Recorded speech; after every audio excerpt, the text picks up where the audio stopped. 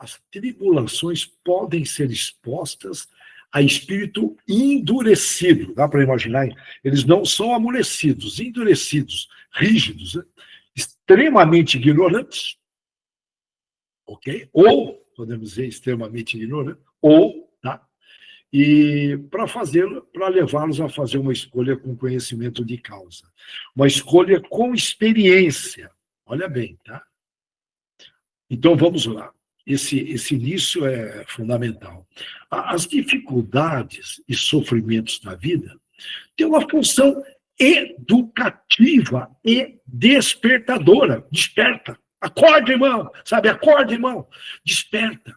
Especialmente para aqueles espíritos endurecidos, rígidos, geralmente orgulhosos, teimosos, sabe, aquele que bate a cabeça, bate, e não muda a receita, não muda, e bate, e continua batendo, porque uma vez deu certo, vai lá saber, na área do bem e do mal, não tem essa uma vez deu certo, não? Mas voltando aqui, são os teimosos, resistentes ao bem, ou, conforme nós comentamos, extremamente ignorantes. Vamos explicar essa ignorância, que ainda não compreendem. Eles não conseguem compreender as leis divinas. Conseguem. Quando eu falo leis divinas morais, né? E morais. Em outras palavras, o sofrimento seria um instrumento de ensinamento. Eu vou usar um termo acadêmico, um instrumento pedagógico do progresso espiritual. Olha, um instrumento pedagógico do progresso espiritual. Ele força o indivíduo, é na força, a refletir, a rever os seus valores, o que ele acha que é certo, errado, e fazer escolhas mais conscientes, olha, entra na consciência. Eu gosto de trazer o exemplo de Saulo de Tarso, que era um perseguidor de cristãos, tem toda uma história bonita, e chegando no termo de Damasco, ele estava num encalço de Ananias, e Jesus aparece com ele, com aquela luz, aquela frequência elevada, e ele leva um susto. Alguns teólogos dizem que ele caiu do cavalo, mas a realidade tudo leva a crer que ele caiu em si, e Jesus pergunta: Saulo, por que me persegues? Naquele momento, o Saulo fica cego. Ele fica cego. E Jesus orienta depois uma conversa rápida, busca Ananias, que ele vai te aliviar, ele vai tirar, portanto, essa sua cegueira. E Jesus orienta Ananias para jogar água, uma água, logicamente, com fluidos, com muita fé, para o Saulo voltar a enxergar. Eu fico me perguntando, se não fosse ele ficar cego, será que ele cairia em si? Será que ele aceitaria as palavras de Jesus? Te juro que eu tenho que questionar isso. Porque é um espírito endurecido que era Saulo, endurecido, cabeça de militar, era culto e tudo mais, mas quando botava uma ideia na cabeça, ninguém conseguia tirar. Vocês conhecem, devem conhecer alguém assim. Então ali tinha que ser uma dor tremenda. Aí ele falou: nossa, Jesus tem poder. Eu estou aqui procurando imaginar com a cabeça de Saulo na época. Tanto é que ele mudou o nome de Saulo para Paulo, em grego significa algo como insignificante, uma forma dele se resignar, e aí ele se torna um grande disseminador do cristianismo. Olha que história bonita, né? Mas a dor teve que estar presente.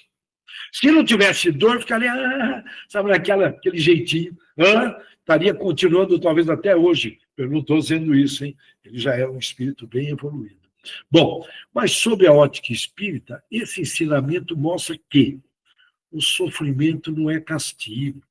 É que nós tivemos fortes influências de outras religiões, vai para o inferno, castigo, a infância, ouvindo, não estou aqui recriminando, era a linguagem deles, todo mundo bem intencionado. Mas eu falo todo mundo em partes, né? O sofrimento, ele não é castigo, ele é um convite à transformação. Olha que coisa linda. É um convite, então deixa aí uma tarefa. Quais são os convites que eu estou recebendo agora? Em outras palavras, quais são as dores que eu tenho agora? São dores pertinentes. Opa! Deus não falha na educação, na cura e na libertação. não falha. Ele cuida bem do filho. O filho que não entende. Sabe aquele filho, né? Que está evoluindo. Somos crianças espirituais. As tribulações despertam o ser para a autoconsciência. A dor desperta para alto. Ele fala, cara, não tem sentido isso que eu estou fazendo. Aumenta a responsabilidade moral. Fala, mas espera aí, o que eu estou agregando de valor? O que eu estou ganhando com isso? Essas perguntas são maravilhosas. E vem a autoconsciência. Ele toma consciência de que estava fazendo coisas erradas. A escolha com conhecimento de causa, quando eu falo com vivência, com experiência, porque tem muita gente hoje na superficialidade, o mundo hoje joga confete na velocidade, todo mundo correndo. Pessoas de terceira idade, quarta idade, a geração Z já nasceu correndo.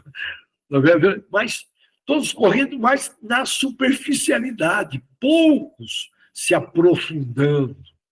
Eu não tenho dúvida que é uma jogada do sistema da ausência do bem para realmente retardar. Eu não tenho dúvida, porque é um negócio assim, todo mundo igualzinho. Eu não sei porque foi dado uma impressão digital igualzinho, diferente, desculpa, para cada um. Que todo mundo está igualzinho, correndo, ansioso, uma boa parte tomando ansiolítico, eu estou ansioso. E se você não tiver, eles olham feio para você, se você estiver meio tranquilão, com um jeitinho assim, sabe, de interior, de Minas, vai, esse cara não é um bom profissional, não, hein? Isso não trabalha. Esse cara é pele fina, está enrolando, essa é a conversinha. Quer dizer, as pessoas abraçam o sistema sem perguntar, peraí, isso está fazendo bem? Não param para perguntar. Eu vou deixar uma tarefa aqui, eu duvido vocês desligarem celular, televisão, tudo, e ficar quietinho, pensando na vida, com os olhinhos fechados, refletindo. Pouquíssimos conseguem fazer isto hoje nos dias atuais. Tem que estar fazendo algo, tem que estar. Lógico, né? Nós temos que fazer coisas produtivas, mas cuidado com o excesso. Então, a escolha com vivência, com conhecimento de causa aí, conforme o texto foi lido, surge quando a dor faz o indivíduo buscar um sentido para aquilo e aprender com a experiência. Aqui, peraí, isso aí tem sentido, tem uma razão. Na visão da psicologia positiva, eu estou trazendo a ciência, porque eu vejo a ciência evoluindo e abraçando a religião, abraçando a espiritualidade. É muito legal ver isto, né? Então, na visão da psicologia positiva, isso se alinha à ideia de que a dor pode gerar crescimento e propósito, na linguagem da psicologia. Nós sabemos que gera, sim, crescimento e propósito. Desde que, a psicologia dizendo, enfrentada com atitude consciente e percepção da razão de ser. Então, tem tudo a ver com a nossa linguagem. Segundo Kardec, o espiritismo de Kardec, e mesmo várias correntes espiritualistas sérias do bem, os espíritos endurecidos ou rígidos, eu prefiro aí, endurecido fica bem, né? São aqueles que resistem ao progresso moral. Resistem. E não só o progresso moral, o espiritual também, mesmo conhecendo as leis divinas. Guardem bem, eles conhecem as leis divinas. Já em vidas anteriores passaram aí por várias igrejas. Conhecem. Eles não são simplesmente ignorantes, são teimosos, orgulhosos, dominados por paixões negativas ou por um forte apego à matéria. O ter. Quando eu falo apego à matéria, aí entra tudo poder, aí vocês imaginem, fiquem à vontade. Olha bem, um apego à matéria. Tem gente que, pelo amor de Deus, né, se perde. Né? E eis aqui, nós vamos trazer aqui alguns perfis típicos, segundo o Livro dos Espíritos e o Evangelho segundo o Espiritismo. Vamos lá.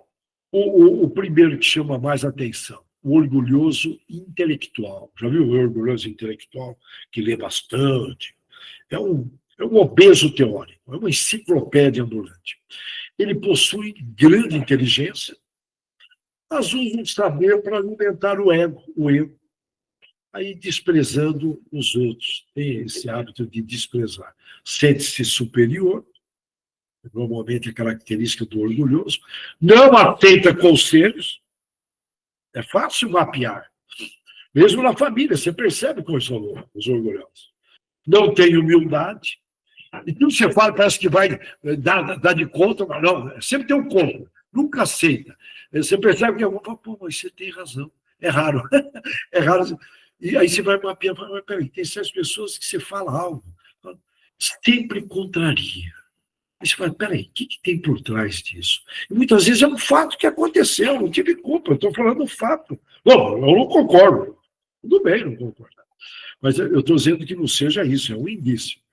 Exemplos simbólicos que a gente vê aí, líderes tiranos no planeta Terra, está cheinho, porque o mal ele busca o poder. Tá? Nós sabemos aí, é só dar uma passeada por alguns países, você percebe. Cientista, pessoal do mundo acadêmico, geralmente empinados, e que negam a espiritualidade por arrogância. Okay? Essas tribulações vêm para quebrar este tipo de orgulho e ensinar a humildade e a empatia. Sentir a dor do outro, procurar compreender o que o outro está passando. Portanto, quando vem esse tipo de dores, de tribulações, qual é o aprendizado e resumo que vem? Humildade e fraternidade. Portanto, os orgulhosos intelectuais, sem sombra de dúvida, no projeto de Deus, é questão de tempo, se tornarão humildes e fraternos. Olha que legal, a vida é maravilhosa. Né? E a virtude que eles vão desenvolver? Uma determinada sabedoria, de tal forma o intelecto ser utilizado para serviço do bem, o intelectual. O orgulho, se parar para pensar, é uma alavanca do progresso invertido. Desculpa, alavanca invertida. Desculpa. Alavanca do progresso invertido. É a alavanca que está invertida, não é o progresso. Tá? A dor devolve-lhe, portanto, a consciência de que ninguém, guardem bem isto, guardem bem isto, ninguém é autossuficiente. Ok? Aquele bonitão, aquela bonitona que se acha, não é autossuficiente. Percebeu? Isso está no projeto de Deus. Agora, vamos lá. O materialista pegado, que está cheio no mundo ocidental. Todo mundo apegado. Se quer conhecer esse materialista, é no inventário. A família, olha que morre lá o patrono. Ali você viu. Mas é um exemplo, não estou dizendo, não quero generalizar, viu? Tem exceções. Mas o materialista pegado, ele vive podemos dizer, unicamente para o prazer. Focado no poder, no dinheiro. Portanto, isto é uma finalidade de vida dele, o poder e o dinheiro. O cara vira um problema, isso é um problema seríssimo, né? Psicológico, até psiquiátrico. Despreza totalmente os valores espirituais, crendo que a vida termina com a morte. E esses camaradas, geralmente ateus, lógico, tá?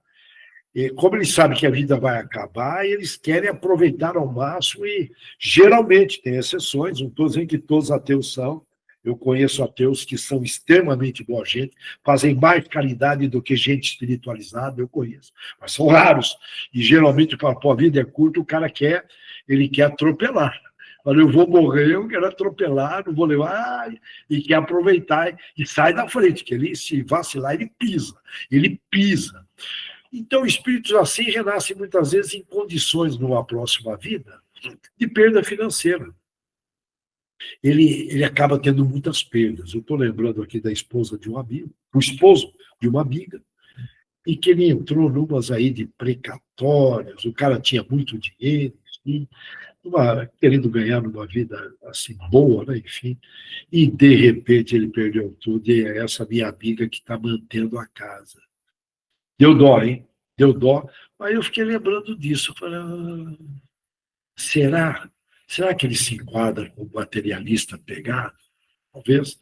E mesmo pessoas assim acabam ficando sozinhas, porque ela tem ali um laço com o egoísmo muito grande. Se for no asilo, é muito comum você encontrar gente assim, egoísta, que foram abandonados, pessoas com muitas posses, que estão ali numa situação. Geralmente, eles se autoabandonam ali, eles já estavam sozinhos, né? O egoísta já vive sozinho, só vive ele com ele mesmo. Então, é normal. Só que ali ele estranha, né? Porque as pessoas desaparecem ao redor. Ele, pelo menos, tinha ali uma fantasia de que estavam ao lado dele. Mas o egoísta geralmente morre sozinho. Bom, todos nós morremos sozinhos. Eu digo sozinho no pé da letra, vocês entenderam. E pode vir também doenças limitantes que afastam desses prazeres materiais. Okay? Ou provações que o façam buscar o sentido da vida, certas provações para buscar o sentido da vida além da matéria. Então, acaba virando aí pastores, enfim, palestrantes, tem de tudo aí nesse pedaço. Padres, aí vai, né? O aprendizado. Qual que é o aprendizado que vem? Vem o desapego, que não é fácil. Tá? Tem pessoas que amam a matéria, amam a picape, amam tudo, a fazenda. Muito comum em reuniões de esclarecimento, que o camarada ele está no plano espiritual e fala, invadiram minha fazenda. Aí você tem que explicar. Não, uma reunião de esclarecimento, portanto, uma reunião de diálogo, né? A tentativa é esclarecer, mas é um diálogo que é feito. Né? Não é doutrinação, porque doutrinação é ditadura. Eu não gosto do meu espírito. Doutrinação. Errado. Não é doutrinação, não. É um diálogo, é um esclarecimento, o livre-arbítrio continua. A doutrinação, quando você põe, vai ter que ser assim, né? Ditatorial, né? Não é assim. Tá? E ali, a virtude que é desenvolvida, quem passa por isso, é a generosidade e confiança. Você vê que todas essas dores levam para virtudes. Todas elas.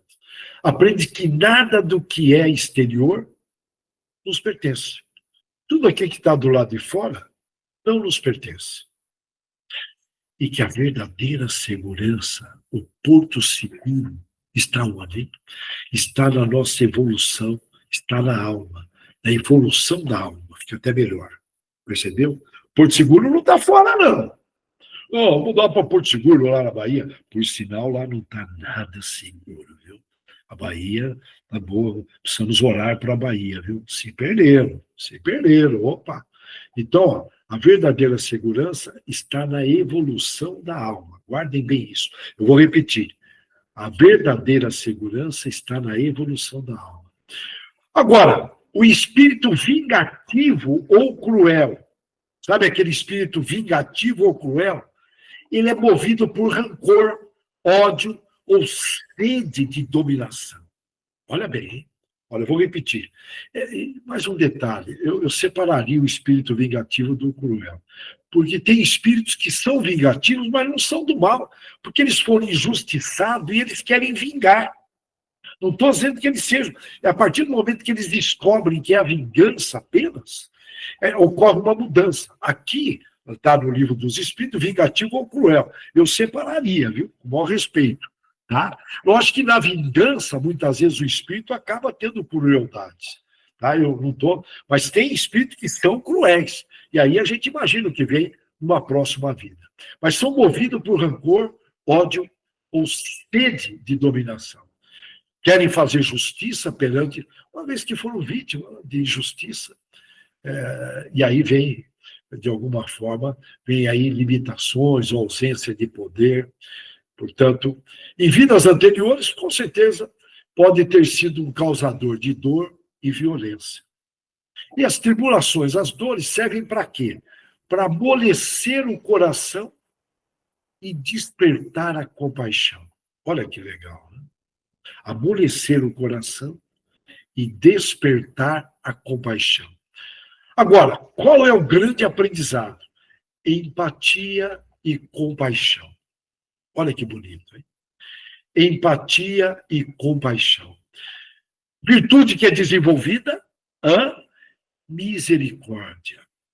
Eles acabam se tornando misericordiosos. Portanto, da vingança caminha para a misericórdia. Ao sentir a dor que um dia causou, porque vem a dor que ele causou, o espírito desperta o coração e transforma o ódio em compreensão. Portanto, caminha para o amor.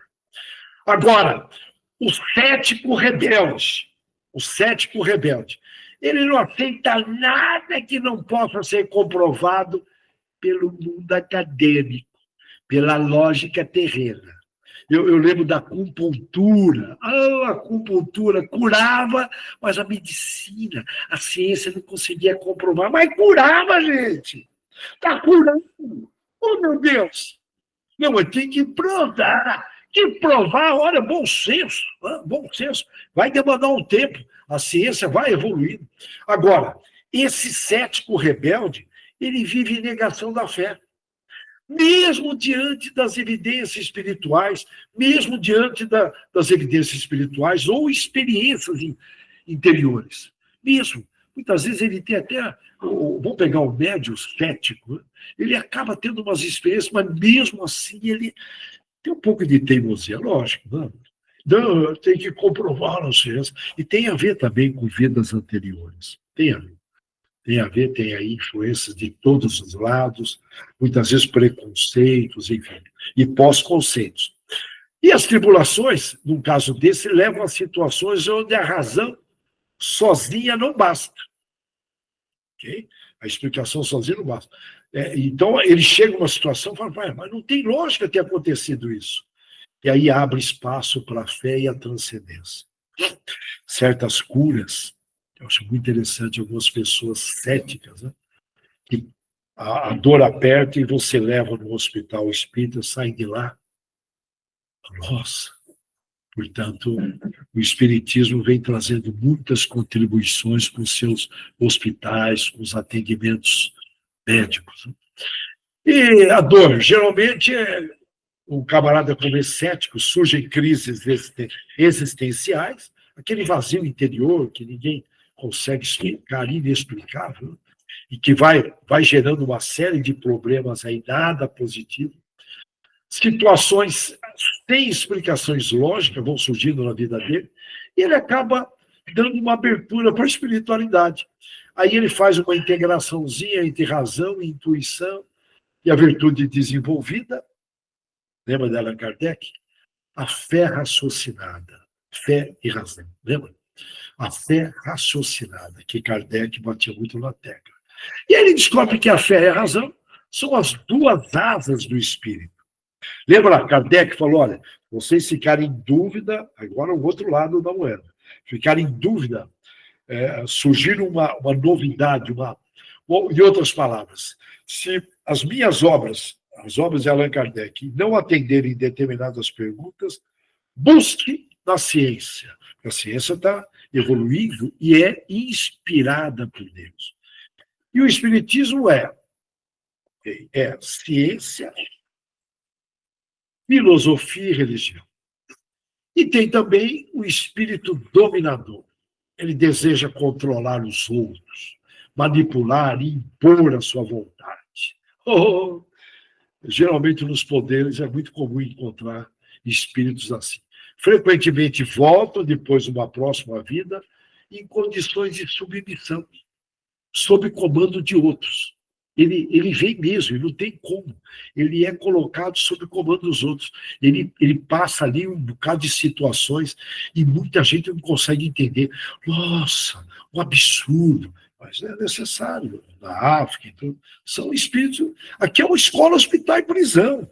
A gente repete isso toda semana. Estamos numa escola, hospital e prisão. As moedas vão levar a aprendizagem, cura, liberando os efeitos, e se libertar de ingenuidade, obsessores, crenças, prisões mentais.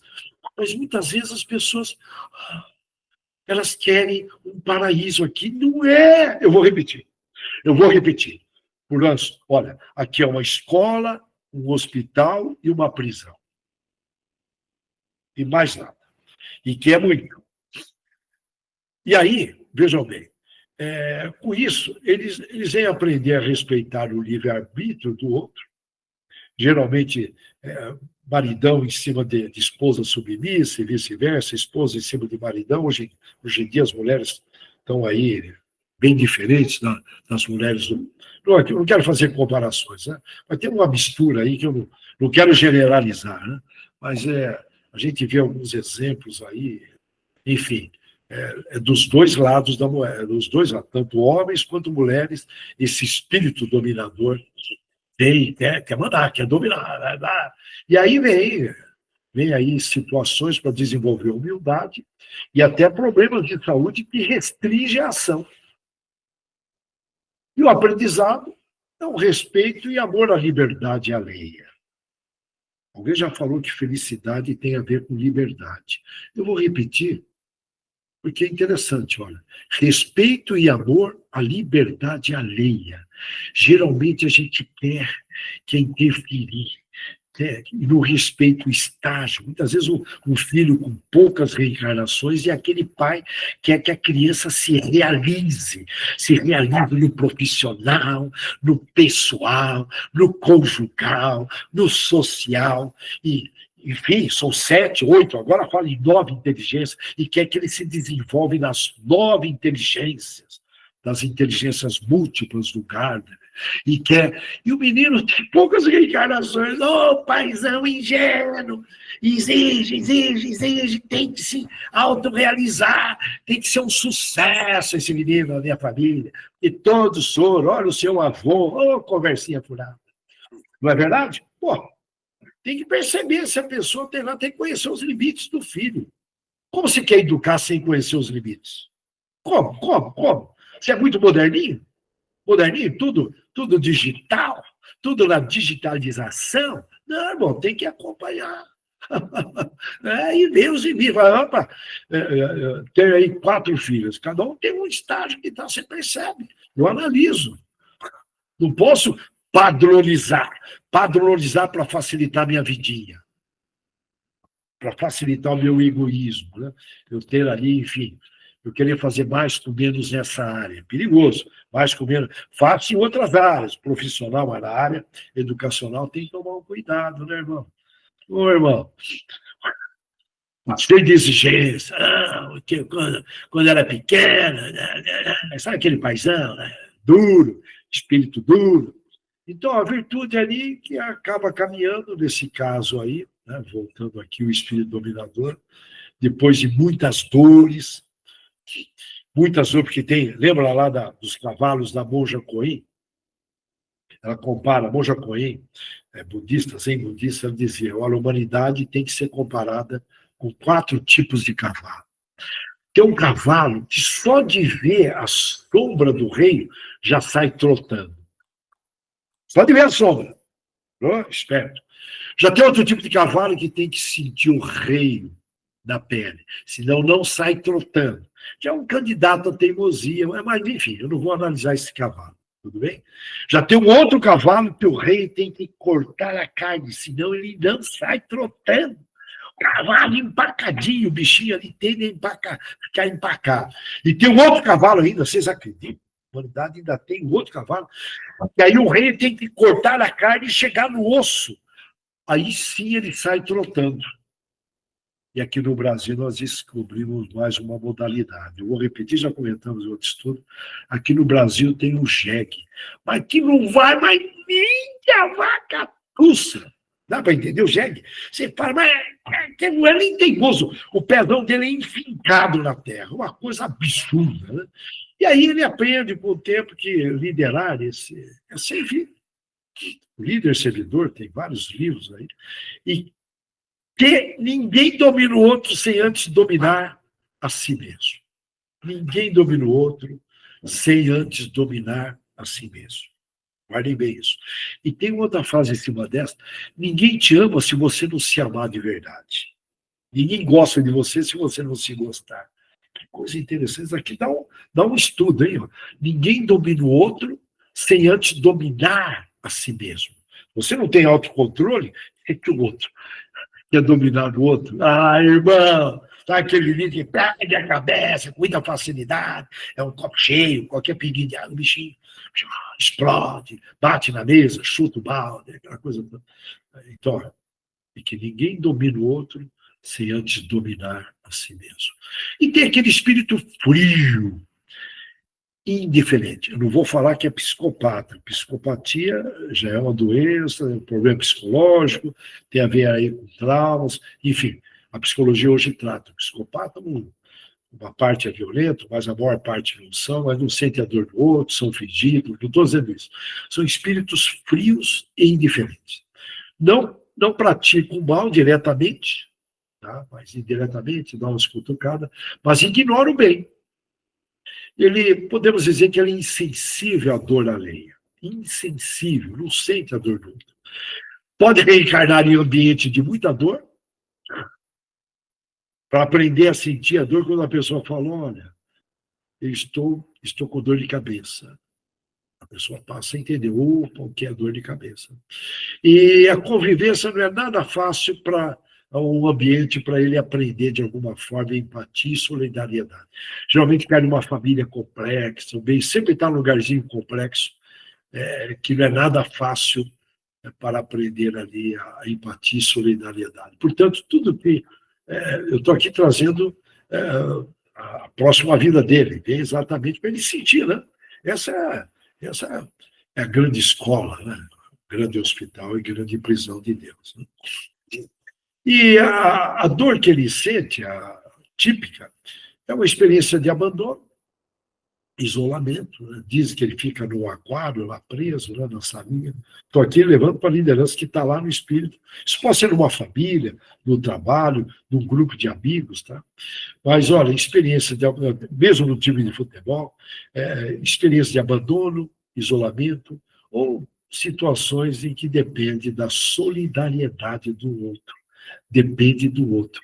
Então, ali, olha, você vê que Deus é perfeito mesmo. Né? Tem hora que eu olho e falo, meu Deus, imagine o planejamento da Terra, planejando tudo isso, a população que viria, esses detalhes de aprendizagem. E um camarada desse, esse friozão, o aprendizado que ele vai ter depois é compaixão e engajamento no bem. Ele acaba se engajando, abraçando o bem. E a virtude desenvolvida, lógico, aquele amor altruísta, ele acaba entendendo que não fazer o bem é uma forma bem sutil de mal. Olha bem, tá? Guardem bem isso, tá? Ele entende que não fazer o bem, olha, depois que ele passou pela dor, se ele não fazer o bem, é uma forma sutil de fazer o mal. E que o amor é a força ativa. Portanto, tem tudo. É uma outra forma de falar. Nós seremos cobrados pelo bem que deixamos de fazer. Ou melhor dizendo, vou melhorar essa frase. Nós seremos cobrados de não ter utilizado o amor em determinadas oportunidades. É a mesma coisa. Então, eu vou repetir porque é muito importante. Ó. Não fazer o bem, você está percebendo que a pessoa está remexendo lá no lixo, com foto. Contei outro dia um rapaz que ele tinha hipoglicemia. Putz, tem cada gente uma situação aí. Toca o coração, viu? Portanto, não fazer o bem é uma forma sutil de fazer o mal. Então, tem muita gente que acha que é do bem. Não, eu sou espírita, palestras, eu faço evangelho em casa, ajudo uma entidade. Mas perdeu uma oportunidade naquele momento. Numa boa, você não fez o bem, você fez o mal. Para a pessoa. Pô, mas eu sou do bem. Será? Olha aí, totalmente não, em partes, estamos caminhando. Não, não posso parar porque eu tenho um horário para cumprir, está vendo ali? Isso, estou imaginando situações que a gente vê na rua. Em resumo, o sofrimento é a ferramenta da consciência, lembra o tribunal? É a ferramenta da consciência para quebrar o endurecimento da alma. Quem tem a alma endurecida aí, reflita, tá? A cada dor assimilada, a cada dor que você assimila com humildade, o que acontece? Olha lá, a cada dor que você assimila com humildade, não, não é para abraçar a dor já venceu e você fica ali achando que tem que continuar como se fosse um karma. Né? Não, por favor, muito bom senso na interpretação dessas palavras. A cada dor, tudo bem, a dor no tamanho exato, no tempo exato, assimilada com humildade, sem reclamação, sem vitimização, sem choradeira, na boa, tá? Eu estou dizendo na boa, hein? Tá? Nasce uma virtude nova. Que legal, né? Cada dor assimilada, com humildade, nasce uma virtude nova. O espírito vai devagarinho se aproximando do seu propósito essencial, que é evoluir em amor e sabedoria. Sabedoria ali é o intelecto com vivência. E o amor é essa somatória de virtudes que gera esse sentimento nobre que é o amor. Tudo bem? Quando eu falo somatória de virtudes, 100%. Não adianta só 60%. E, portanto, as tribulações, as dores funcionam como ferramentas do amor divino, desarticulando todo orgulho e egoísmo, que são as bases que impedem da gente despertar para a luz interior que existe dentro de nós. Portanto, as dores são ferramentas do amor. Sentiu alguma dor psicológica, uma ofensa, mexeu, enfim, os 7 pecados capitais, tentações, tudo que for dor, tudo que te incomoda, opa, é uma ferramenta do amor divino. Deus está atuando para quê? Para eu desarticular o meu orgulho, meu egoísmo, e com isso estar despertando essa luz que está dentro de mim. Legal, né? Tudo bem? Olha. Então, nós paramos aqui. Eu desejo que todos vocês reflitam nessas palavras, procurem verificar que melhoria eu possa fazer, porque uma pequena melhoria por semana no final de um ano, são de 54, 55, ali depende do ano, enfim. Tá, mas em torno de 54 melhorias. No final de 10 anos, 540 melhorias. Você se torna um grande candidato, figuradamente, eu estou falando figuradamente, de ir para o céu. Não é brincadeira, não. É simples, é óbvio, mas poucos abraçam essa ideia. Né? Uma pena. Que Deus abençoe todos vocês